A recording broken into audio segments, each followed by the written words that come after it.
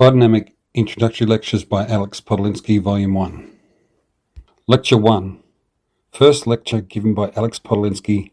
This was done on March 8, 1974 at the Waldorf School Hall, Johannesburg. I have to start on the basis that some of you, in some aspects, will be familiar with, but we must establish a mutual basis, and so I will start right at rock bottom with soil. I will not go into the greatest detail, but in some detail all the same. And it should become clear that the way of looking at apparently completely familiar aspects of soil and plants is rather important and can be different from what is conventionally understood. Soil derives from rock, and depending on the type of rock and the minerals, both major and minor, that are available in it, the soil that derives from the rock is fully supplied or deficient in one or several elements essential for the type of vegetation we wish to grow there. The law of minimum applies, that is, whatever essential element is supplied to a low level, if all others are supplied to a high level, the element in low supply will be the deciding factor as to the overall plant growth. I understand that generally soils in these regions, South Africa, are lacking in some elements. Phosphate is one, I believe, as is this case very much so with us in Australia, with of course exceptions in some areas. Well, that is the limiting factor, and we then have to add the missing elements to obtain a balanced supply for the plants. Because of these deficiencies, which occur nearly everywhere, even where originally they would have been in good supply of elements in the soil, the public and the farming community have become, one could say, brainwashed into accepting that unless they put something on soil in the form of artificial fertilizer, they cannot expect growth. In Australia, that way of thinking was so to such an extent before we came into the picture about 15 years ago, that if I advised a farmer who was growing wheat to put nothing on one half of his paddock and treat the other half the usual way, he was most surprised to see any growth at all, and even more surprised to see in the end no difference in growth, for other reasons which will be dealt with later, between the two halves of the paddock. So it became a fixture in people's minds that one has to put something on to expect growth.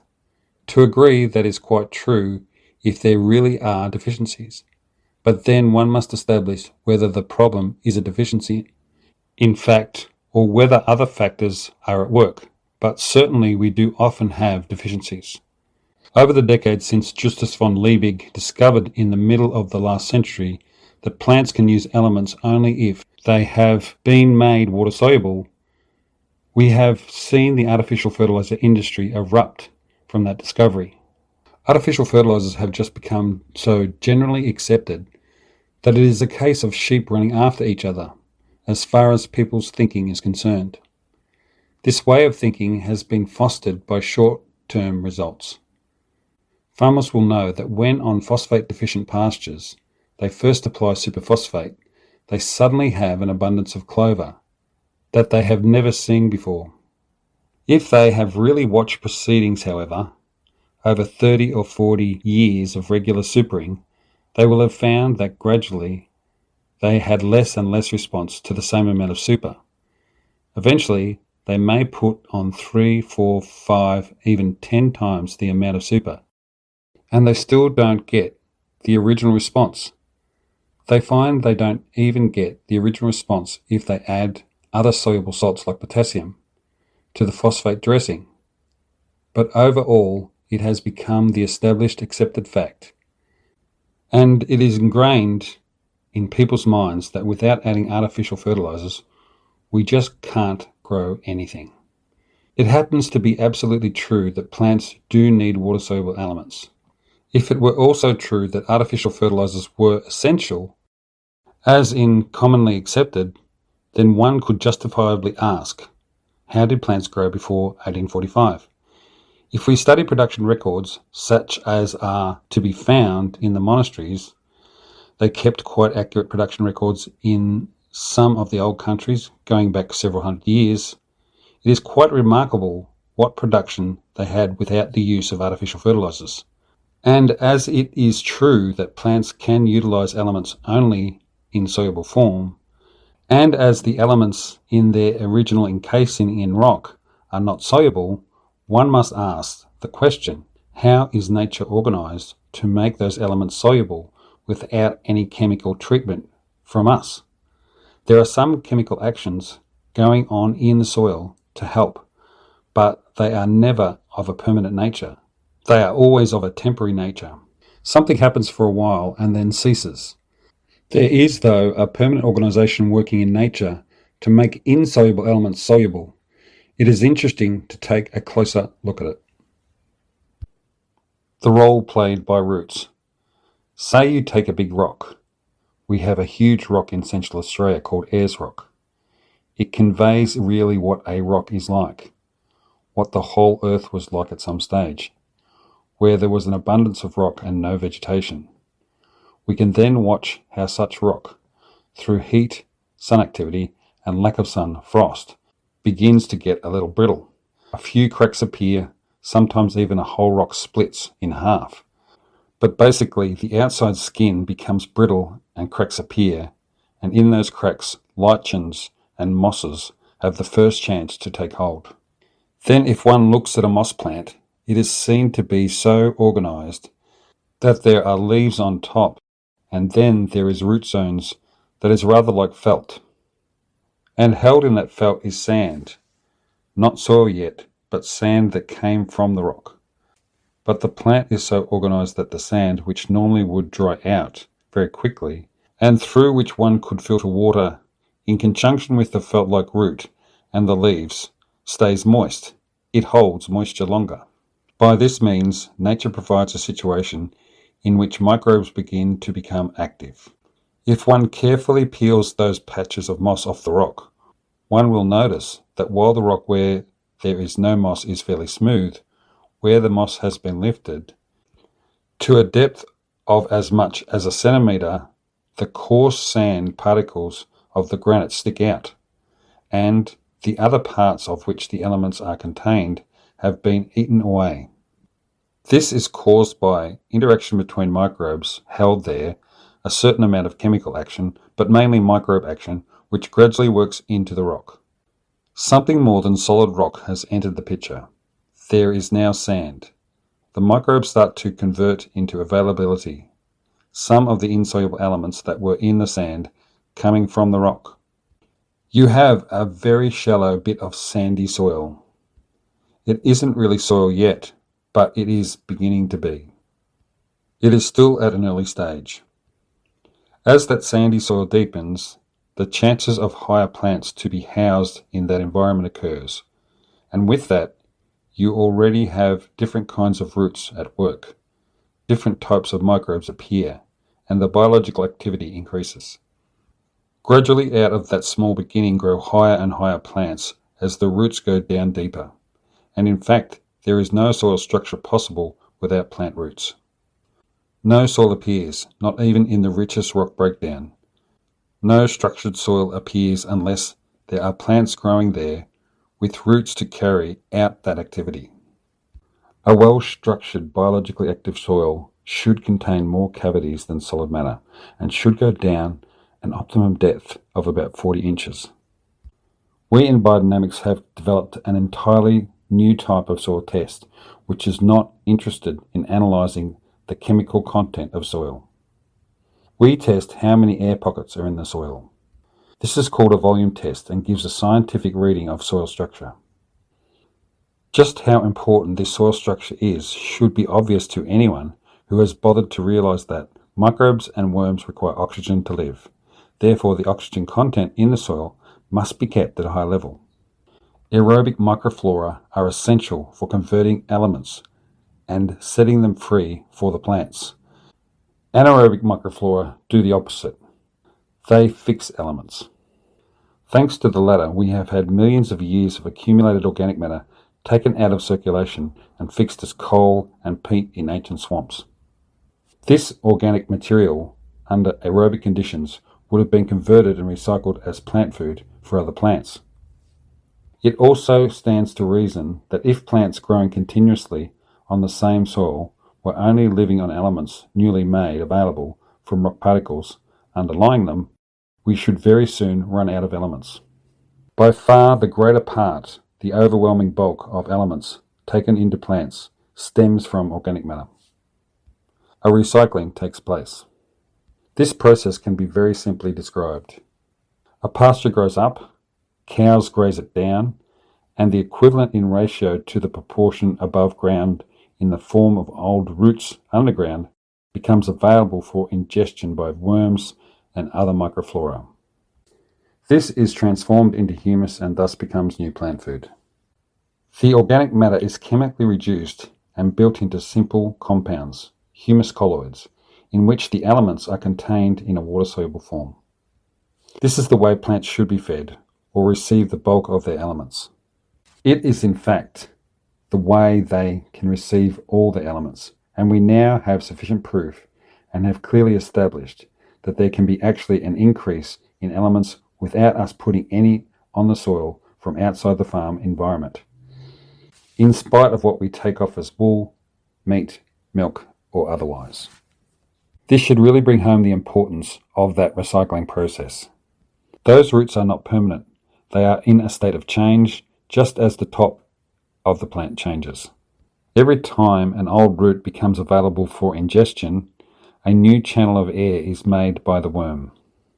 One of the methods of establishing the biological activity in soil is to actually count the number of worm channels. We could liken a biologically active structured soil to a brick building designed by an understanding and gifted architect into rooms, passages, cupboards, and the like. We can liken the average soil on a commercially run farm today to the same brick building after a bulldozer has run through it and has made rubble of that organisation and has compacted that rubble. Humus. The next important point to make absolutely clear the difference between organic matter, namely roots, leaves, and plants, and the substance called humus, the substance which microbes and worms turn the organic matter into. Unfortunately, the moment humus is mentioned, scientific minds, which are trained not to actually understand reality, but rather to accommodate data, immediately grab onto certain factors about humus, such as ionic exchange and other quantitative and theoretical factors about the substance. To convey what actually humus is as a whole is very important. If we want to know something about a particular man, and we put down on paper that he has a nose and ears and two eyes and so on, we end up knowing nothing about the man. But we have very scientifically established all the data. In doing the same thing when considering humus, we can lose sight of the wholeness of the substance. And the most important factor about humus is that no matter what can be analysed and measured and argued and hypothesized about, humus as a whole is a colloid. Chemically, a colloid comes between a solution and a suspension. Typical colloids are jelly, cheese, and butter.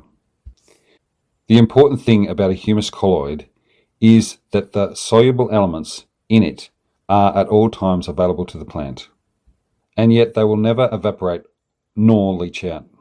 This is an overall characteristic of a colloid. The sugar and water in a jelly are still sugar and water, and yet in a jelly form they can be carried around in the hand without them running through the fingers. Another characteristic of humus is that in texture it is very like a good pottery clay and can be easily kneaded by hand. It has resilience and will regain its shape if pressed by the hand. It does not dirty the hand when handled. At this stage, a comparison must be made between this humus substance and rotted, broken down organic matter, which is often very wrongly referred to as humus. Well-rotted cow manure, for instance, has none of the characteristics described above, nor, unfortunately, has most compost made today. Another important characteristic of humus is that it will hold 75% of its own volume in water, without letting any of that water go. The water will not evaporate or leach out. In fact, it is very difficult to dry out a humus colloid. This fact alone should be enough to make one realise the real importance of having humus in the soil as far as water retention is concerned. In Australia, we have now a large number of thoroughly documented examples of viable and very profitable farming operations being carried out among biodynamic farmers in the height of severe drought conditions, without any irrigation, just because of the high humus content in the soil on their farms. The moisture was there in the humus, and the plants used it. In biodynamics, we have actually arrived at the point where we turn our compost into a humus colloid, and this is done on a very large scale. 2 experiments with humus can now be described to illustrate even further some of the unique characteristics of the substance. If a glass jar is stored in a cool place, protected by an insulating layer of peat moss, and left completely undisturbed for about 3 months, an interesting phenomenon will be observed. The humus at the top and for most of the way down will look exactly like the substance with which the jar was completely filled at first. At the bottom, however, it will be found that a layer has formed which shows water, coarse silica particles, and very coarse fibre particles. These appear to have filtered downwards out of the humus. What has actually taken place is that the humus has maintained an activity which can only be described as boiling up and down all the time. Everything that is too coarse for worms and microbes to use is not picked up and is filtered down. Another experiment is to seal a jar of humus completely airtight. Within 3 days, the seemingly solid substance will be found to have turned into water, mainly which is floating a putrid, evil-smelling mess of green matter. This has happened merely because the oxygen supply has been cut off. It should be noted that the microbial activity completely neutralizes all the harmful anaerobic pathogens of rotting organic matter. Cows will readily drink a bucket of water in which a quantity of humus has been liquefied. Even if that humus has been made from cow manure, a cow will never touch its own manure, however. The value of this boiling activity in humus can be graphically described by taking the example of a heavily grazed pasture, say 2 dairy cows per acre. No matter how trampled and compacted a pasture may be at the end of winter, once the humus activity starts up again in spring, the soil will completely rehabilitate itself without any ploughing or tilling by the farmer. If there is sufficient humus in the soil, this is due to the boiling activity. Another experiment with humus, which will describe another characteristic, is as follows. If a jar of humus is buried about 4 inches down in an active, biologically working pasture at the height of spring growth, within 6 weeks, a very interesting change takes place. On digging up the jar, it will be found that the brown humus substance has completely vanished, and the glass jar is packed solid with white hair roots. These are feeder roots. They are so solidly packed that it is difficult to pull them out.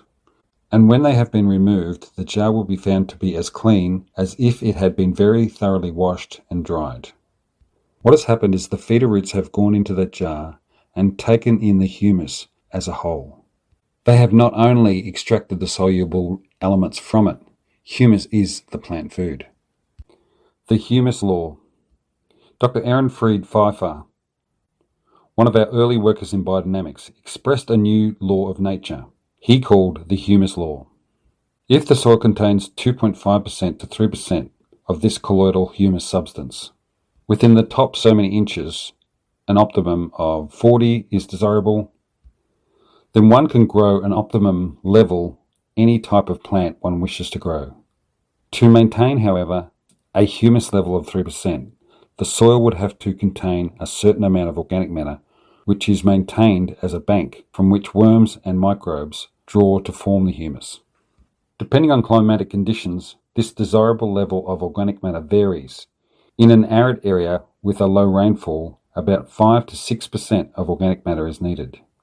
In a higher rainfall area, this level would have to be between 10 and 12%. In Australia, the organic matter levels are generally low, about 2%, but they can be as high as 12 to 16%. A strange paradox arises, however, when one is considering organic matter levels, because other factors also play a vital role. In some areas with beautiful red volcanic soil, the organic matter levels have been measured as high as 16%, and yet that soil will not grow anything anymore. Why is this? The simple fact is that these soils, so potentially rich, have been so compacted that they have been completely robbed of the chance of biological activity. If such soils are taken over into biodynamics and our special conversion methods are undertaken, startling results can be seen in a very short time. The same kind of thing happens with conventional farming methods, where farmers arrive at a point where no matter what they put on the soil in the form of NPK, nothing will grow anymore because the soil structure, which I underlined earlier, has been so totally destroyed through compaction. At this point, I want to stress the two aspects required for a balanced soil. First, there is the need for sufficient elements to grow the plants, and secondly, there is the need for a good biological activity, which means a well-structured soil. Now, very often when I first visit a farm, I usually find that the soil structure, and along with the biology of the soil, is very poor. In some areas, however, the NPK levels are very good. I would assume that they are not too bad here in South Africa in many areas. They are very good often in arid areas, and that soil can be cropped. Wheat can be grown year after year, and good crops obtained. Yet all the time the soil structure is going down, and gradually those crops cannot be grown anymore. This kind of cropping can be carried on for 40 or 50 years because the elements, the minerals that are available, just push the crops. A farmer couldn't grow pasture there anymore, but can grow certain crops. On the other hand, if on such a farm I go and find a piece of soil in an odd corner somewhere which has not been farmed for all those decades, suddenly you don't have to take a pick to get a bit of a soil sample a few inches deep. A shovel just doesn't go into the soil in the paddock, however, because it is too hard. In some corner, perhaps near a fence post, you just sink your spade in and find soil with a total structure and can say to the farmer, here it is. This is what I was talking about. Here you have structured soil, yet that soil will not grow the crop which is growing next door because there are not the elements. With artificial fertilizers, you can grow pasture almost overnight on that hard entrance road outside. There is no skill required. It is quite easy. But that pasture is actually painted on top. There are no roots that go down. There is no biological activity. The pasture is painted on top, and as soon as anything goes amiss with the weather, and there is a fungus or a drought, or even there are a few days without rain, that pasture folds up. But pasture can be grown this way, and of course has made conventional scientists so proud. The point is that the process in nature which I have described, starting with the rock and the moss, the start of organic structure and the making available of elements, that process is very slow. Converting a farm. If we take on land and we have to make a living off it, we cannot wait for that slow process. Say the land has a virgin soil or a mutilated soil, or we have to take measures to increase biological activity. That alone may provide sufficient elements to grow the plants, but not always. Then it is a question of how long we add the elements. Ideally, we would do that by obtaining rock dust containing these elements. Rock dust, where these elements are not in soluble form. The rock dust is then just distributed on top of the soil, which at the same time we are making biologically active.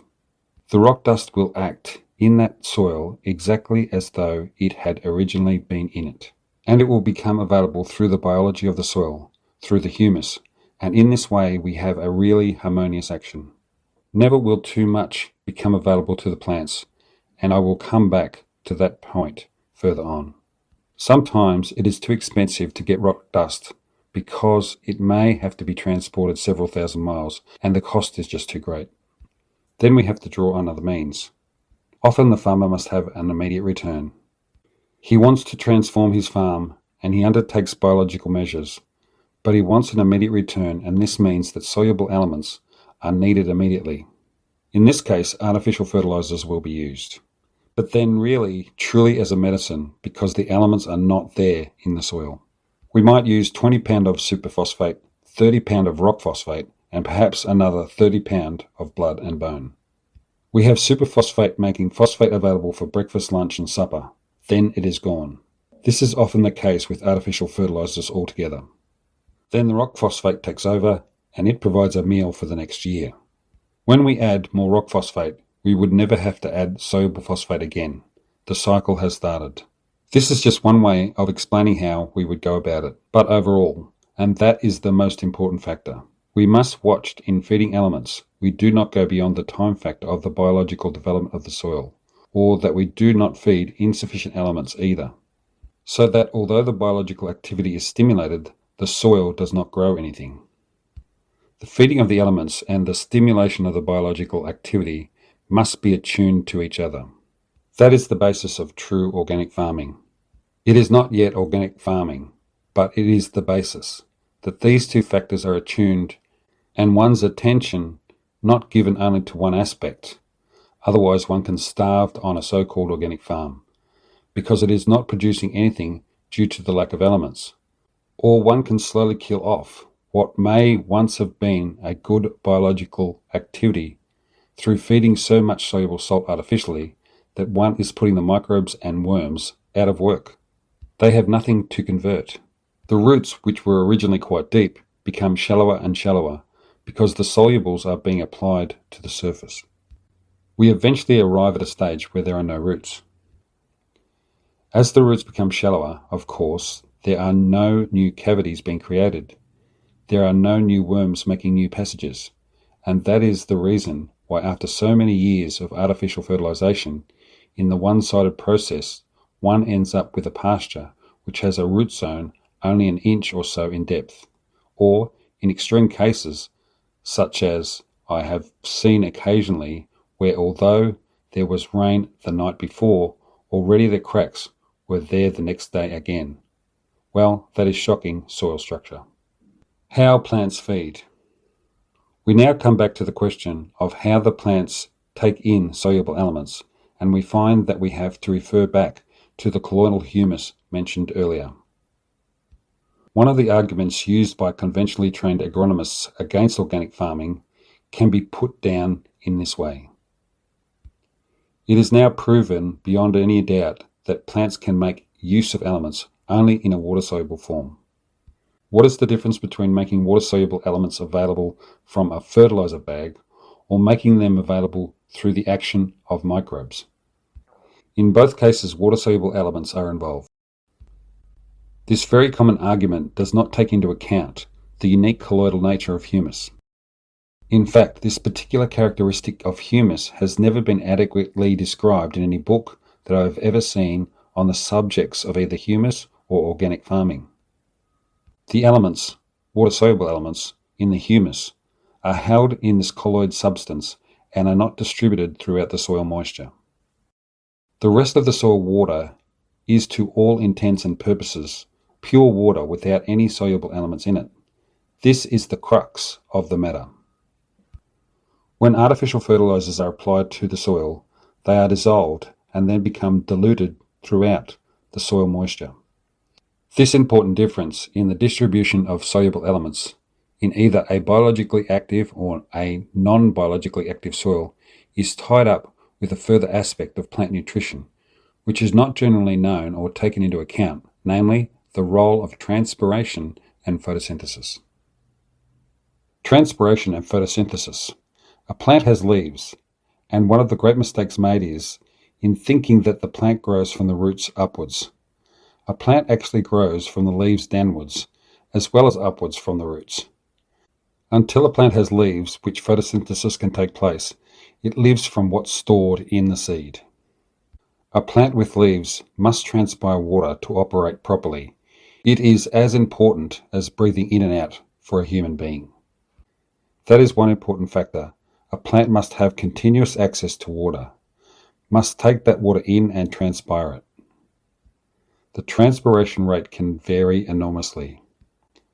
A well-grown Australian swamp gum, for example, when growing in Australia, transpires about 84 gallons of water a day. The same tree growing here in South Africa would transpire far more. A look at the leaves tells us that They are totally different leaves produced in a different climate. The type of tree that transpires the most that I know of is a reasonably well-grown weeping willow. A single willow can transpire about 5,000 gallons of water a day. Even the overall shape of a willow, it is very meaningful to notice that, gives the impression of being a fountain. Such a tree is, in fact, a fountain. Transpiration of the water in plants is tied up with the plant's metabolism. A theoretical look at the data about metabolism shows a similarity to quite some extent between plant metabolism, human and animal metabolism, the metabolism of humus even, and the metabolism in water. But there is a cardinal difference in the metabolism of plants as against the metabolism of man or beast. To understand this is again as important as to really recognize the beingness of humus, and this important factor you will not find in any book on metabolism. It is just so that the people who wrote these books did not take in the whole picture imaginatively. The very simple fact is that humans and animals have an independent metabolism. We are like a little cosmos on our own, and everything happens inside because we have our independent warmth organization, a very intricate one. The body operates at different levels of temperature depending on what part of the body one is measuring. The hottest is the liver, where there is the greatest turnover metabolically. In fact, the liver renews itself every 6 weeks, provided it is still healthy. The coldest part of the body is where we have just a bit of skin and bone on the forehead, for instance, and on the kneecap. A plant has no independent metabolism at all and does not function independently. A plant is dependent on sun warmth for revving up the metabolism and shutting it off. Just as we cannot predict what a man should eat because he must learn what the requirements of his body and his whole being are, so we cannot predict what food a plant requires. Hydrological tests undertaken in laboratories with plants to determine what they require in N, P and K, etc., show only that the more we put on, the bigger they grow, and that seems to be the answer. In fact, what a plant really requires cannot be predicted from minute to minute. It is dependent on the sun warmth for revving up the plant and shutting it off. That varies all the time. A lot is talked about photosynthesis, and certainly one realizes that the sun is necessary to make plants grow. One could even say that we would have no biology at all on Earth without the sun, and a scientist will readily accept that, in fact, too readily. If I were put to that scientist that plants are children of the sun more than of the earth, that can be held scientifically, and he would accept that. Plants just wouldn't be here without sun, and their main activity is sun-inspired. That strength comes from sun in photosynthesis. Plants are children of the sun, scientifically speaking, and not the earth. Now that would be readily accepted, but if one were to ask a conventional scientist, how does the sun make the plant? Then he would suddenly wish that he had never agreed with what was said before, because he would be totally lost. He would be unable to answer that kind of question, whereas we in biodynamics can give an answer to that, a very scientific, detailed answer. We can actually describe that process.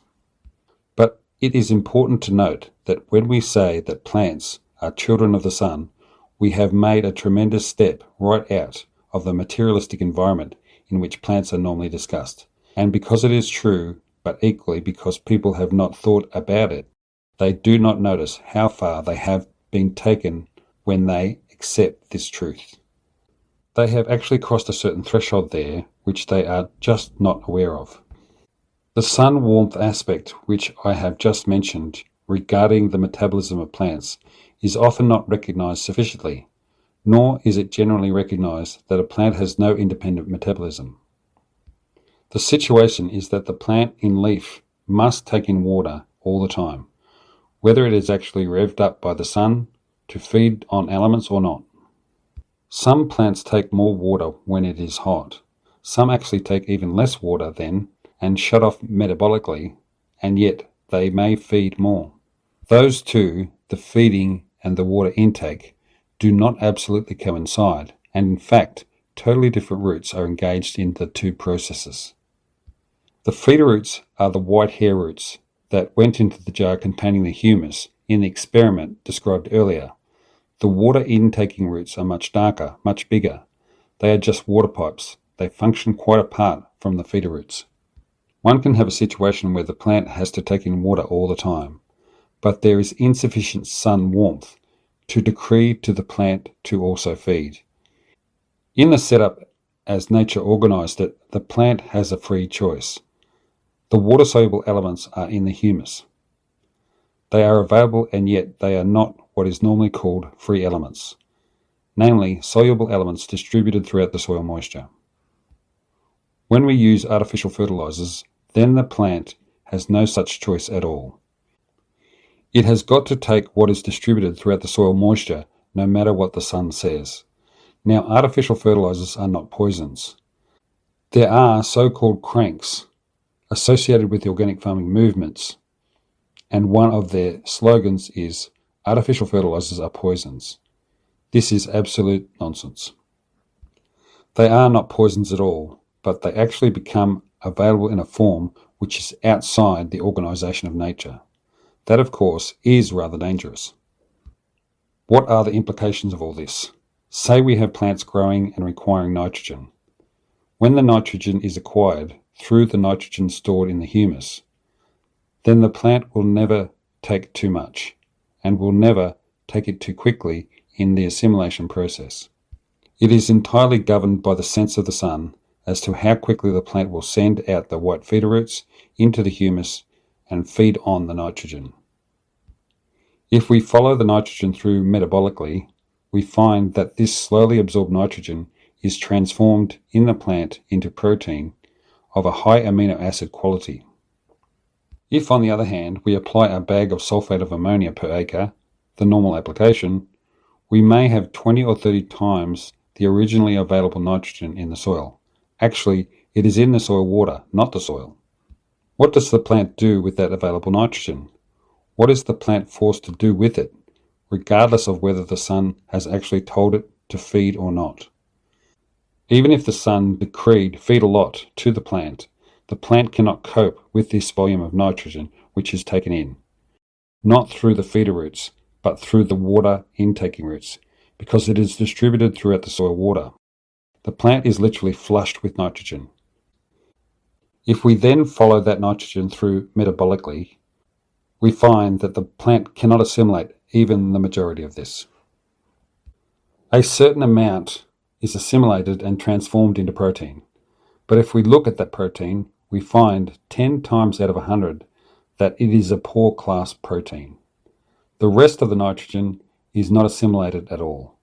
It appears in the plant like ink in blotting paper. No assimilation has taken place. It appears as a nitrate, which then turns into a nitrite, and as such is a deadly poison. Already 15 years ago in Victoria, Australia, where hardly any sulfate of ammonia has been used, the State Fishery and Wildlife Department could give figures on the death of fish in Victorian streams, not from pesticides, but from nitrate poisoning.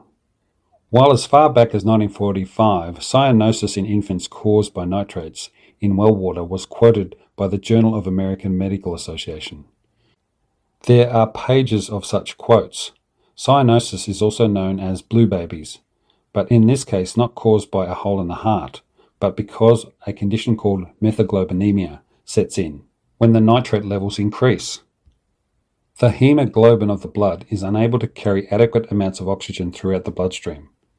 In the case of such an infant, then there is a blueness because there is just not sufficient oxygen. Raw manures. The effect of raw manures on plants can easily be observed on any farm where animals are kept. At a dairy farm, it will be immediately noticed that the grass growing in the drain which flows from the dairy, and which carries quantities of manure and urine washed out of the milking shed each day, is very luxuriant in size, and in colour it is blue-green, almost black-green. The same kind of grass can be seen growing on or next to a cow pad left in a grazing pasture. Any observant farmer will have noticed that cows prefer not to eat these tufts of grass if they have access to other grass. Exactly the same kind of grass can be achieved by applying chicken manure or an artificial fertilizer. Because in both cases, plants are fed by soluble elements via the soil water. Raw manure contains water-soluble elements. Unfortunately, the lack of understanding of this situation has led organic supporters into an error of thinking that the lush growth achieved with manures is healthy. Those plants are in fact suffering from identical nitrate poisoning symptoms to those achieved by artificial fertilizers. In this regard, there is no difference between the two. It is plain and simple nitrate poisoning. Even if such animal manures are composted, so little is known about the art of making good compost that most all so-called compost made and used in organic methods is not of a colloidal nature. It is therefore full of soluble nitrogen and no better or worse than an artificial fertilizer in its effect on plants. The plants are being force-fed with nitrogen. On our biodynamic farms, the making of compost is a top priority undertaking, and the farmers have to be especially trained in the art of making compost. Some have now got it to a stage where, with mechanisation, they can make about 250 tonnes in 10 hours with one labourer. Now, many people think that they are farming organically if they use organic manures. This is quite a wrong understanding of the process. They are farming organically when they are farming within the organisation of nature, and that is not only concerned with what goes on in the soil. We have already mentioned the sun in regard to plants as a cosmic factor. There are more factors like this, and we will come to them in this lecture series. We are farming within a vast cosmological and earthy environment, and after all, our Earth is also a cosmic body. And we must remember not to forget that fact. We are a little bit too tied down to the fact that this is a material Earth and everything seems solid. We are inclined to think that something even as important as sunlight is a bit mystical, because it comes from so far away. It is not at all. We are, in conjunction with other cosmic bodies, a huge cosmic ecology. If we work within that vast environment, then we are working within the organisation of nature, and that would be organic farming, not just using organic manures or green manures. I have hinted to the problem with organic manures, even if they have been poorly composted, but generally they are used in a raw state. People are so proud that they are putting on something that comes from animals, and they get such response that they see the health of their plants in the size. Certainly that is a little better than using absolutely only artificial fertilizers, but it is only a little better, not more than that. The fertilizing is still mainly through the water of the soil and not through the soil itself, because there are so many solubles in these raw manures. In areas where no artificial nitrogen has been used, we have today very bad signs of nitrification in plants and the equivalent in stock losses. We did not have that in earlier years. What is the reason for that? I said no nitrogenous fertilizers have been used. Superphosphate has though, and maybe potassium. The soil structure is poor. If raw manure is applied, there is no microflora to incorporate it. The soil on my farm today, at a depth of 40 inches biologically, more active than the top 4 inches of a farm coming newly into biodynamics, even if it has a better soil type. If I were to apply sulfate of ammonia on my farm, within 2 days all of it would be incorporated into the humus. Microbes would just grab it, but the whole process would weaken slightly. The next time I did that, it would not function quite so quickly. After a few years, I would be just as badly off as other conventional farmers. But it would take a long time now to kill off what is alive there in the soil on my farm. The microbes are there to put soluble nitrogen where it should be immediately into the humus.